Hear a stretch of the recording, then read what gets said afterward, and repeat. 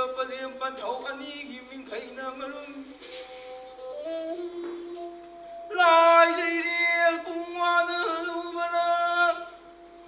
ꯂꯥꯏꯖꯩꯔꯦꯜ ꯃꯥꯅꯗꯤ ꯃꯔꯨꯗꯤ ꯑꯩꯈꯣꯏꯕꯨ ꯇꯥꯛꯄꯤ ꯇꯝꯕꯤꯔꯤ ꯄꯟꯊꯧ ꯑꯣꯖꯥꯒꯤ ꯃꯤꯡꯈꯩꯅ ꯃꯔꯨꯏ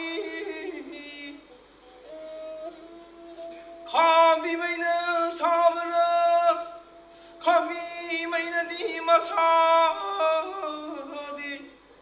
ꯂꯩꯄꯥꯛ ꯇꯤꯟꯕꯒꯤ ꯃꯩꯅ ꯍꯦꯟꯅ ꯁꯥꯔꯝꯃꯤ ꯉꯥꯁꯤꯅ ꯀꯣꯔꯧꯅꯣꯡ ꯊꯕꯤ ꯃꯥꯅ ꯆꯤꯂꯣꯡꯅꯔꯛ ꯊꯕꯥ ꯃꯥꯅ ꯂꯥꯡꯉꯝꯂꯛꯇꯕ ꯀꯣꯔꯧ ꯅꯨꯃꯤꯠꯇ ꯇꯥꯏꯕꯪꯒꯤꯅ ꯅꯄꯥꯅꯤꯅ ꯃꯣꯝꯅ ꯁꯨꯏꯕ ꯃꯤ ꯀꯌꯥꯅ ꯇꯔꯥꯒꯤ ꯊꯧꯒꯜ ꯐꯪꯖꯕ ꯇꯔꯥꯒꯤ ꯉꯥꯡꯉꯧ ꯈꯥꯗ ꯆꯪꯉꯛꯄ ꯁꯣꯏꯈꯤꯕ ꯂꯥꯟꯈꯤꯕ ꯌꯥꯎꯔꯛꯂꯕ ꯈꯣꯏꯈꯥꯅꯤꯒꯤ ꯅꯆꯥꯅꯤ ꯀꯤꯂꯥꯡꯈꯥꯡꯒꯤ ꯅꯄꯥꯅꯤꯅꯤ ꯈꯟꯕꯤꯗꯨꯅ ꯉꯥꯛꯄꯤꯔꯝꯃꯨ ꯑꯌꯥꯡꯕ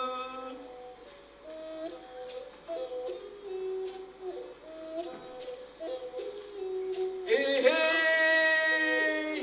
ꯕꯦꯝꯃ ꯑꯋꯥꯡ ꯐꯩꯗ ꯑꯋꯥꯡ ꯂꯪꯖꯥ ꯐꯩꯗ ꯄꯨꯡ ꯐꯩ ꯅꯥꯒꯥ ꯂꯝꯁꯤ ꯀꯦꯒꯦ ꯐꯝꯕꯥꯜ ꯑꯆꯧꯕ ꯃꯣꯏꯔꯥꯡ ꯐꯝꯕꯥꯜ ꯑꯆꯧꯕ ꯀꯦꯒꯦ ꯄꯣꯛꯄ ꯁꯣꯔꯥꯔꯦꯜ ꯃꯣꯏꯔꯥꯡ ꯂꯥꯟꯄꯨꯡ ꯑꯔꯤꯕ ꯊꯥꯡꯖꯤꯡ ꯆꯤꯡꯖꯥꯎ ꯑꯆꯧꯕ ꯆꯤꯡꯂꯣꯟ ꯃꯥꯄꯜ ꯂꯣꯜꯂꯤꯕ ꯆꯤꯡꯃꯥꯏ ꯃꯥꯄꯜ ꯐꯪꯉꯤꯕ ꯎꯀꯤ ꯊꯪꯕ ꯂꯪꯉꯥꯅ ꯊꯥꯡꯃꯩ ꯃꯥꯄꯜ ꯀꯣꯏꯅ ꯊꯥꯟ ꯅꯨꯡꯕꯤ ꯁꯤꯗꯕ ꯈꯣꯡꯌꯦꯅ ꯅꯨꯡꯅꯥꯡ ꯅꯥꯗꯕ ꯈꯨꯗꯥꯅ ꯀꯦꯒꯦ ꯃꯣꯏꯔꯥꯡ ꯂꯩꯄꯥꯛꯇ ꯃꯣꯏꯔꯥꯡ ꯈꯨꯟ ꯁꯦꯝ ꯂꯩꯁꯦꯝꯉꯩ ꯆꯤꯡꯃꯨ ꯊꯥꯡꯖꯤꯡ ꯀꯣꯏꯔꯦꯂꯥꯏ ꯁꯛꯄꯒꯤ ꯂꯣꯏꯕ ꯅꯥꯏꯗ꯭ꯔꯕ ꯊꯥꯕꯒꯤ ꯂꯣꯏꯕ ꯅꯥꯏꯗ꯭ꯔꯕ ꯋꯥꯡꯂꯦꯟꯕꯤ ꯈꯨꯜ ꯃꯔꯨꯝꯗꯝ ꯁꯩꯗꯥꯖꯔꯛꯀꯦꯅ ꯏꯄꯜꯁꯤꯡ ꯑꯗꯨꯉꯩ ꯅꯧꯄꯣꯏ ꯇꯧꯕ ꯊꯣꯏꯕꯤ ꯑꯅꯤꯒꯤ ꯁꯥꯌꯣꯜꯆꯦꯛ ꯆꯤꯡꯂꯥꯂꯝ ꯈꯨꯂꯨ ꯃꯇꯩ ꯃꯅꯥꯎ ꯑꯅꯤ ꯈꯣꯏꯔꯨꯝ ꯁꯂꯥꯏꯔ ꯁꯤꯗꯕꯅ ꯆꯤꯡꯎꯕ ꯊꯥꯡꯖꯤꯡꯗ ꯁꯤꯟꯅꯖꯩ ꯀꯔꯤ ꯍꯥꯏꯅ ꯁꯤꯟꯅꯔꯛꯏ ꯃꯨꯠꯍꯩꯔꯕ ꯆꯤꯡꯂꯥꯅꯤ ꯃꯥꯡꯍꯩꯔꯕ ꯄꯣꯝꯕꯤꯅꯤ ꯀꯦꯒꯦ ꯃꯣꯏꯔꯥꯡ ꯂꯩꯄꯥꯛꯇ ꯆꯤꯡꯎꯕ ꯊꯥꯡꯖꯤꯡ ꯀꯨꯏꯔꯦ ꯂꯥꯏ ꯃꯁꯥꯅ ꯑꯌꯥꯡ ꯂꯩꯕ ꯄꯥꯊꯣꯏꯕꯤꯒ ꯀꯨꯝꯊꯔꯛꯂꯦ ꯍꯥꯏꯔꯒ ꯀꯦꯒꯦ ꯀꯨꯝꯍꯩ ꯍꯧꯔꯛꯂꯦ ꯃꯣꯏꯔꯥꯡ ꯁꯥꯌꯣꯜ ꯁꯥꯟꯅꯔꯛꯂꯦ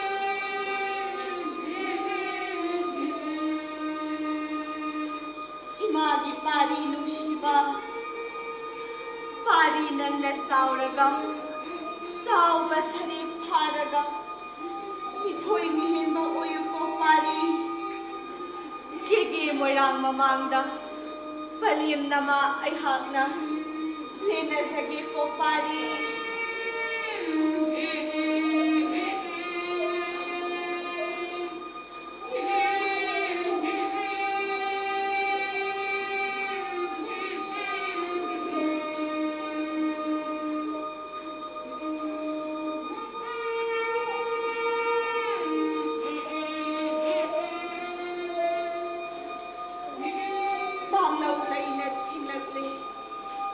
Kumlin tungkol talo ko pari.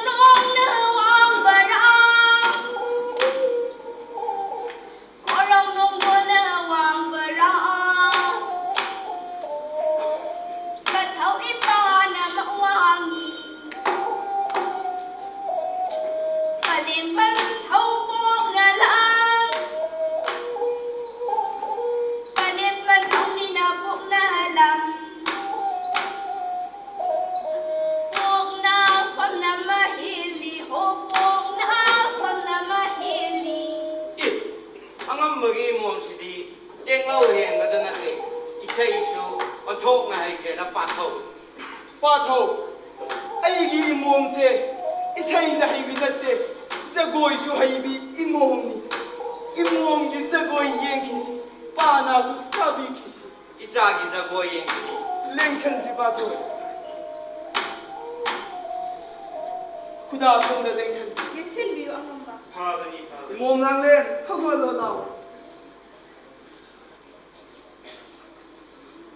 ꯄꯂꯦꯝꯅ ꯃꯥꯅ ꯇꯝꯕꯤꯕ ꯖꯒꯣꯏꯗꯨ ꯄꯟꯊꯧ ꯅꯄꯥꯒꯤ ꯃꯥꯡꯗ ꯈꯨꯊꯦꯛ ꯑꯃ ꯇꯝꯖꯧꯋꯦ 하은이도 반타오 이몸 저고이 하우로 ꯍꯧꯔꯣ ꯍꯧꯔꯣ 텅텅텅 나로 텅텅텅 나로 로소 장나로 레레라리 레하이 레레라리 레하이 정말 진짜 오야래 정말 진짜 오야래 그때는 용할하리 그때는 용할하리 그때는 레레라리 레하이 레레라리 레하이 누라미기 밤로자 누라미기 밤로자 우리가 상상하니 마음은 미래 오만한 그들이 레레라리 레하이 레레라리 레하이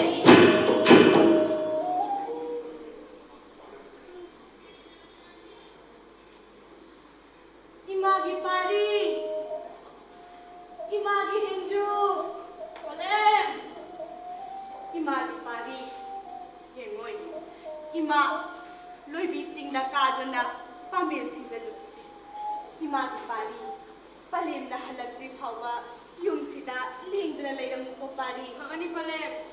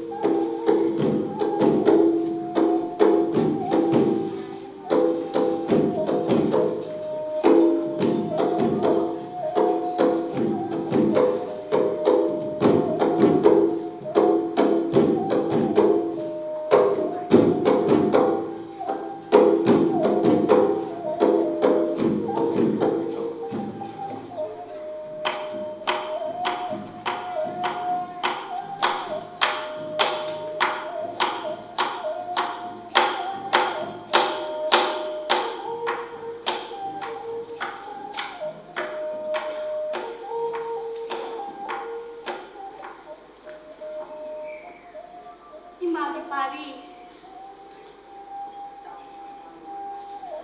이마기 파리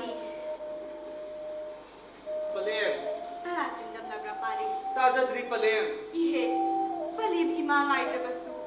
꼭 짜툭람바 야다브라네 파리 ꯄꯂꯦꯝꯅ ꯂꯦꯡꯗꯅ ꯂꯩꯔꯝꯃꯨ ꯆꯠꯊꯣꯛꯂꯝꯒꯅꯨ ꯍꯥꯏꯕꯗꯨꯗ ꯅꯄꯥꯔꯤ ꯂꯩꯖꯔꯝꯃꯅꯤ ꯄꯂꯦꯝ 이해 아팡바시니 라고라 팔렘가 이라lum다 상나가 따라 짝짝으로시라 ꯐꯒꯅꯤ ꯄꯂꯦꯝ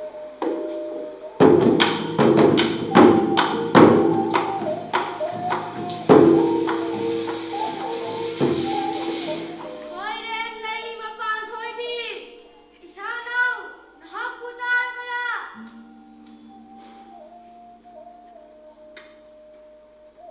Isabi ibungo nungsiba nanae dukawiba kariyawa tapigadaba isabi kege moirang lei pakta hangjin aigi kumhai haurage isanau oibi nahakna henju gi khomlen manglanda chattuna lairau lembi gi saktam nauduna uhallo isabi nasabi oiba aihakna lairau lembi gi khomlen manglanda chattuna henju gi saktam nauduna uhange isabi ibungo hayeng korau nongjada laihalli turel khongbanda chenglau sakchanasi haigada bani ko isanau isabi yathangdi korau thakta suka phadi मालेम लैदसु ताफदे नसालो ओइबी आइहाक्ति इसाबी इयाथंग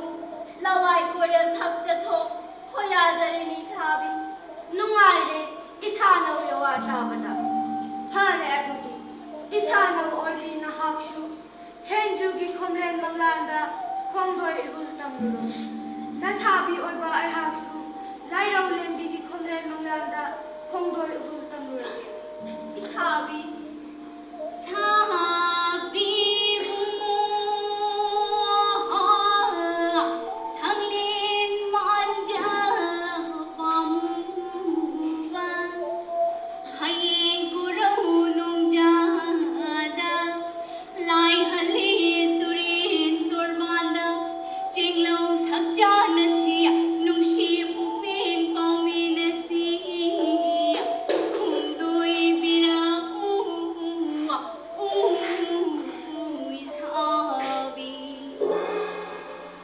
Karino, hojut agi khomlen manglan cha do urambadu. Sienglo helabinu jamana, hayeng korau ngan baga lai halli turel torbanda. Sienglo sakjana si, nungsi yawa pukmen paumina si, khongdoira uko hairam ni badu.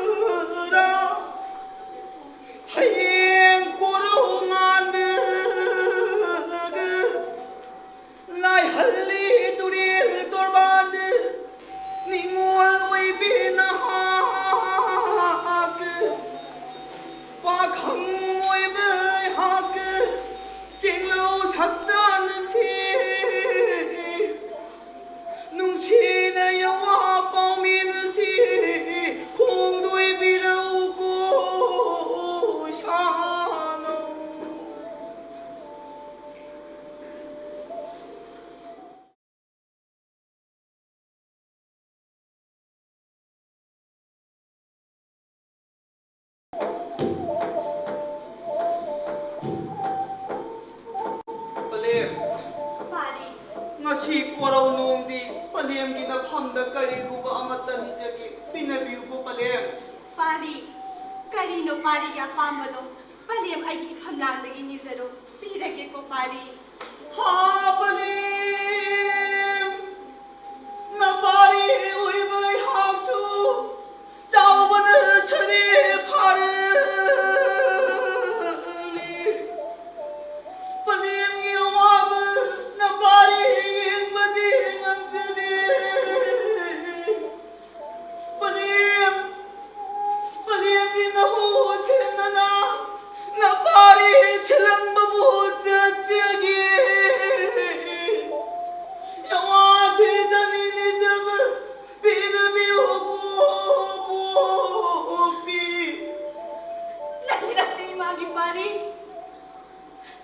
Pari oi banakti,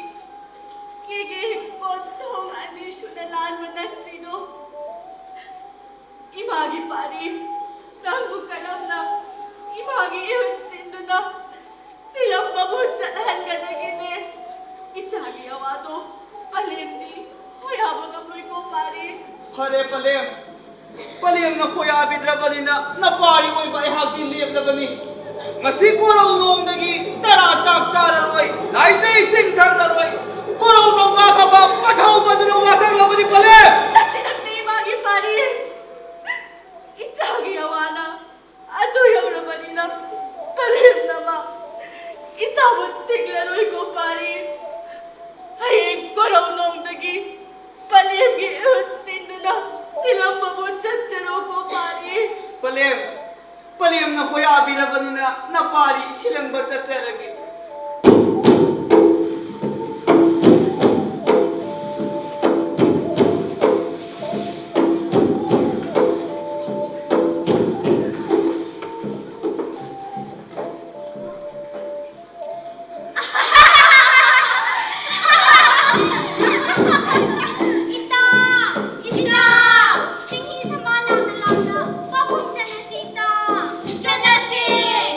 Adudi, mama nang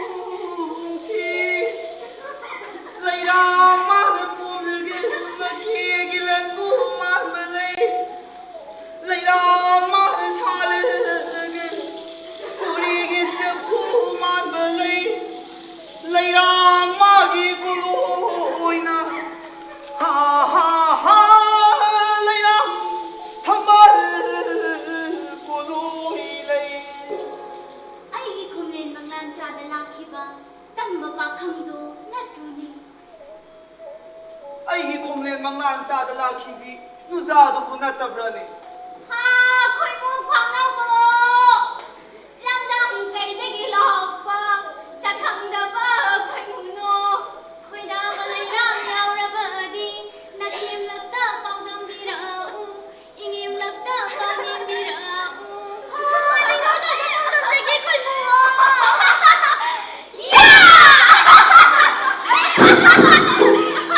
ꯄꯥꯜꯂꯦꯅꯦ ꯆꯦꯟꯈ꯭ꯔꯦꯅꯦ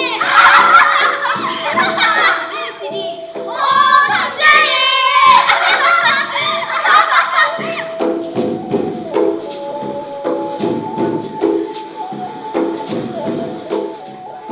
ꯅꯣꯏꯕꯤ ꯆꯤꯡꯃꯥꯏꯗ ꯁꯥꯠꯄꯤ ꯂꯩ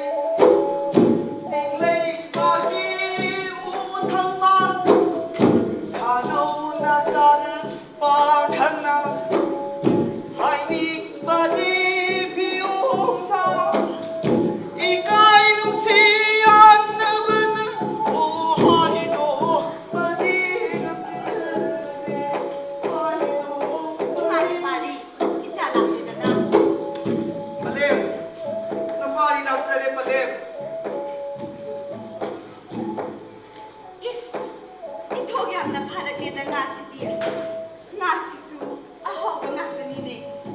ꯏꯆꯥꯅ ꯆꯥꯎꯔꯛꯂꯕꯅꯤ나 이사기 ꯃꯄꯥꯟꯁꯥꯔꯤꯗꯣ ꯄꯥꯔꯤ ꯄꯂꯦꯝ ꯍꯧꯖꯤꯛꯇꯤ ꯅꯄꯥꯔꯤ ꯆꯥꯎꯔꯕꯅꯤꯅ ꯄꯂꯦꯝꯕꯨꯁꯨ ꯅꯨꯡꯉꯥꯏꯅ ꯂꯩꯍꯜꯂꯗ꯭ꯔꯕꯅꯤ ꯄꯂꯦꯝ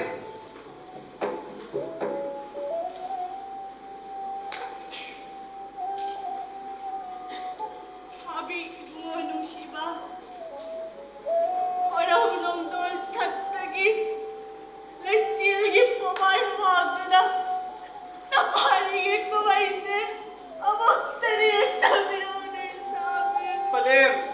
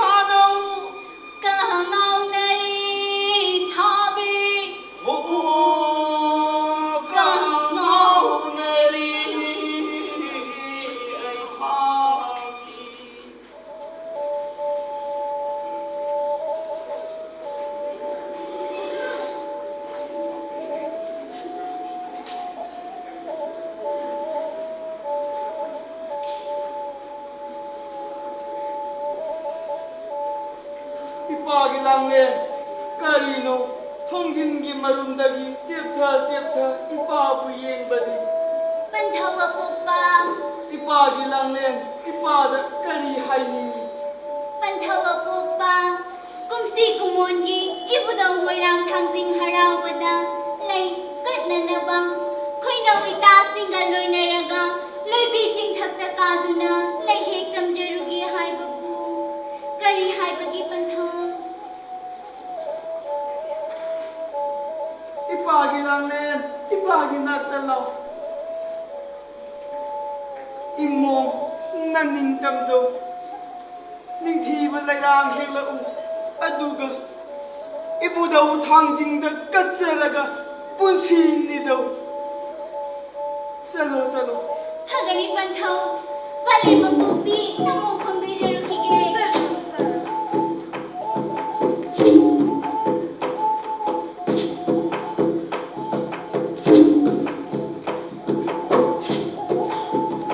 나무한테 싸우고 살에 팔았거든. 엄마 어이 나는 섹스하고 발에 아주 아이슈 공도이거든.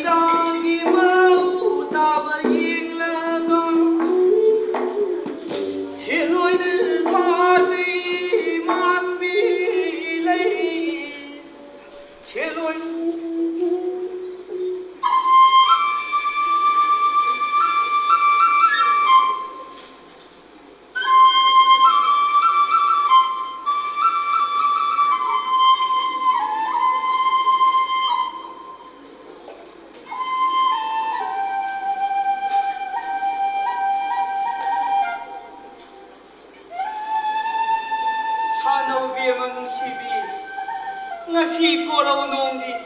ningon nangi na phamda pukning wadi aronba pai manungi yawawu phongdongni निंगोल पुकनिंग खंगदबना हाइदोक्सी कदाई हाइंगमदा ngangthoksi leiton kisi ki pakhangwana khanglakpa korau singum yam lagne do sanao Sabi bungo nusiba thanglien manja pamuba leirang mapuk tapok chabi ningo laibak chawbi pakhang na nusi mayong yabi roidra kizabani do sanao be manusibi nungsi jenglau ubada pakhang thamoi numona nungsi bana halure sakhang badi kole do awang ba pamel thakta satbi leinam chawbi leirang oiram gadra khanbana laira aton tabana leirang na haku hekning labasu palem pathau ki bana leirang na haku hengamda leirang leisat khangringai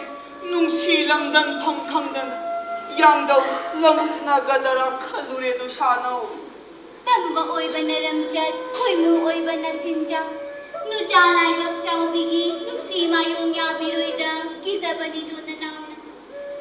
pakhang na pukchele pirabadi uri magi pandolom udolom na yechagi inga kumdam bana iner kumdam bana kumkhai rak labasu korau mai salang labasu wangban mai salang labasu pamuna sunglangini nusi na hak thakini nusi samai lejeroye korau thakta ngaliba yoi mayai tawdal anganba chingu mana khangsano ningona sumlangidama pakhang samai lejeroi yai biase thajage chingu thangjing na khangsano ningol mangdele piriba sakhangdaba pakhang mo pakhang ko loi minglen tagi kapiramudo na nawda pakhang bubuk babanthogi kuluigi langliel hanba maktabu kuluidi pakhang bukpi bali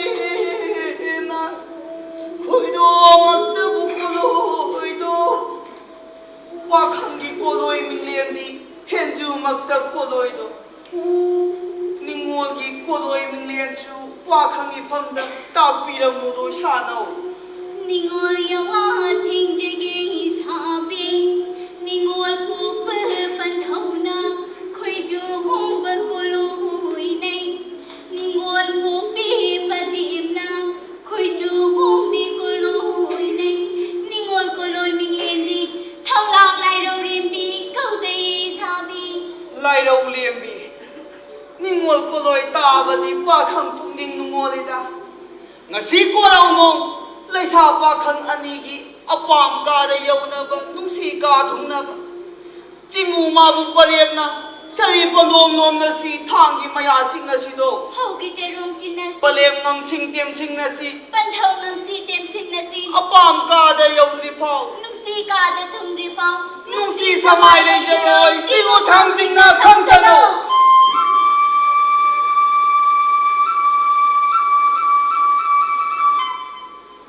pakhang ne hekcharak pa lairang che kharatang nuragi hangna samsida hapcharam ge do sano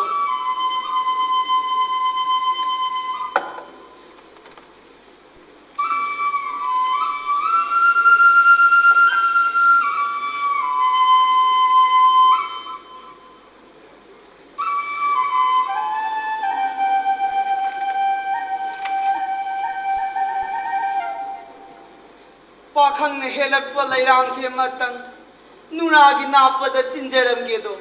Hagani sabi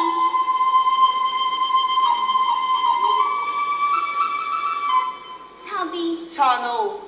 nanaugi thara chakyom yauzaragi tindamina kisida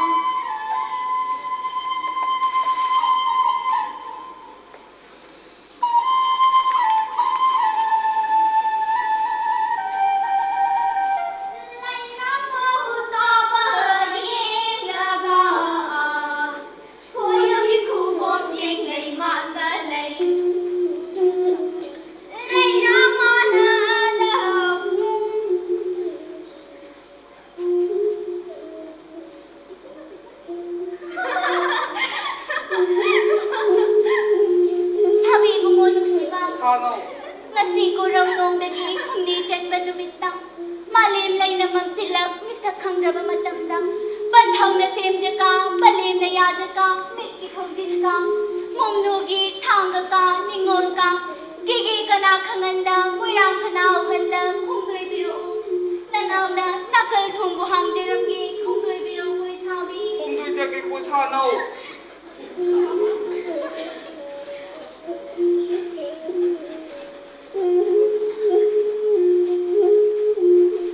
Khoi Novita Lady Titirana Phalang Khana Yoram Niba Sumita Lady Oh Khangjerni Khongdoi Rasi Naita Khongdoi Rasi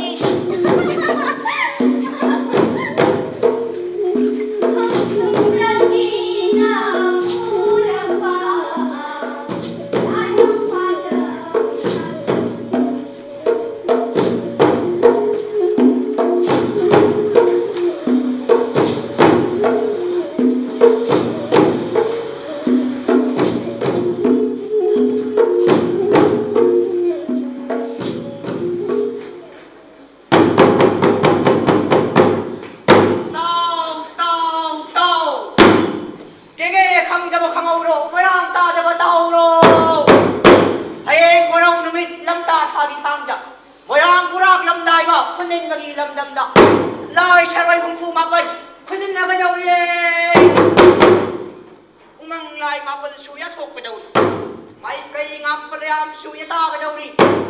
Tingu Tinko Kajauri, Payum Lai Kokajauri.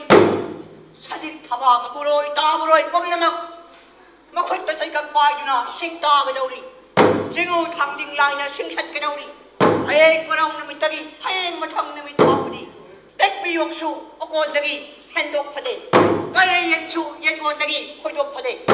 namu tai bang mi oi ba su kharai thongal wang ma lan phade thongang le kai koi phade khulak lai rak chat phade ta ja ba su ta hauro ja ba su ta hauro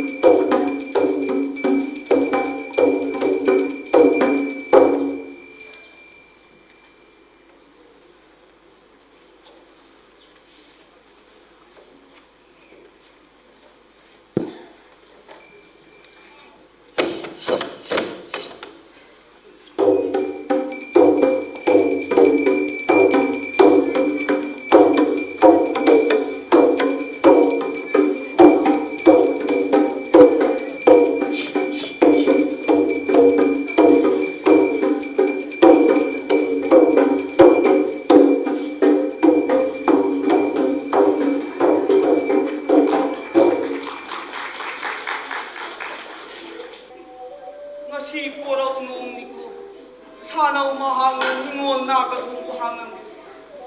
निंगोल थांगा कादा नुंसी वारी सानसी हाइखिबा कोरौ नोंजादो इमानी पारी पलेम ngasi korong numiti lamta thagi thangsini imaनी पारी harai thungal wangma nan bayade ko pari पलेम adungai nang buwappa panthongna moirang ningthaugi maphamda hirel ama katke khanduna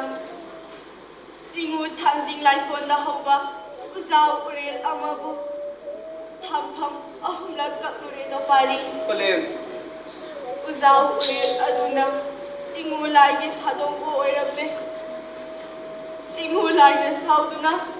nang buwappa pastaugi Kaibi thawai lamki do pari पलेम imani pari wakal lamang na bayade ko pari पलेम पलेम की यवा नपारी हितोप चरोय नपारी खोमलेन तुगुंतान जगी पलेम imani pari khole tu talo ko pari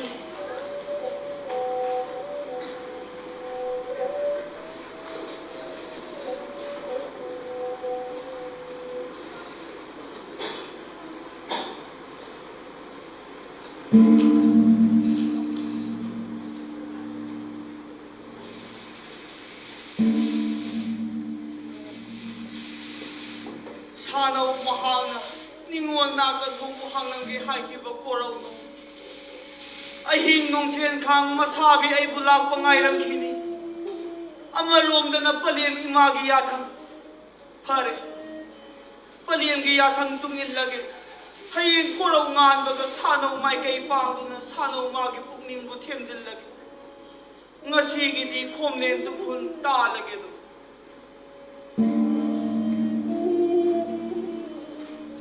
Isano, matam khuding, pale mamagia thang tabu, hiktok taba henju nahase, mamagia thang induna, tumduna laikrabadi, thangji, aigi kumhai sana bayara. Aduna, isana unhagna, konglai thuna, henju ki komlen manglanda chattuna, laira ulembi ki saktam nauduna, mahaku, thuna mag, thangji, aigi kumhai sana bayana ba mayum daki henju bu kauthora isabi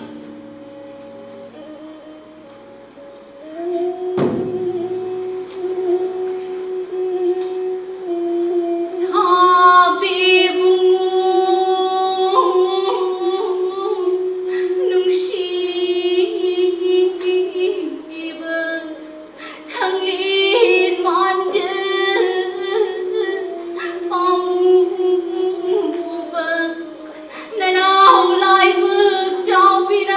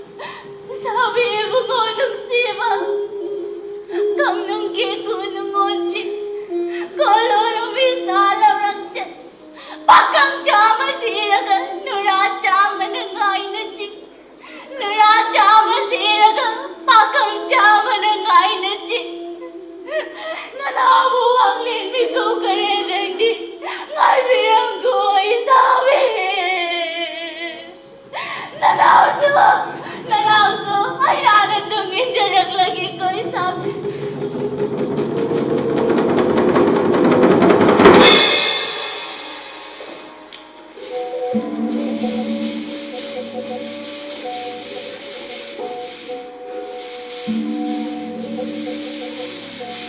Lao! Pari mo, mani mo!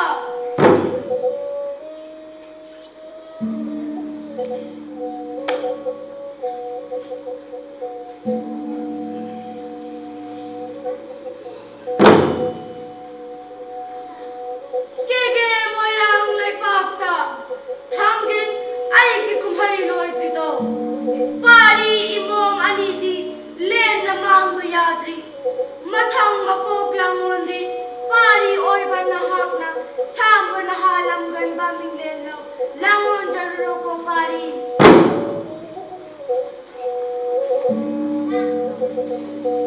Imong oy binahag na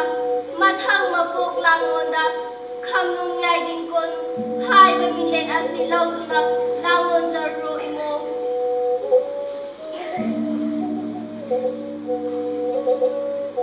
Lao! Pari imong anima!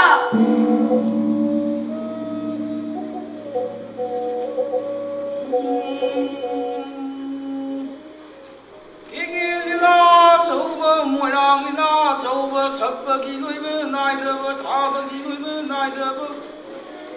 Pandraba na pari na mo na suoiba hoibi kaya na taragi thogal phanjaba tarahi ngamno phada sangjaraba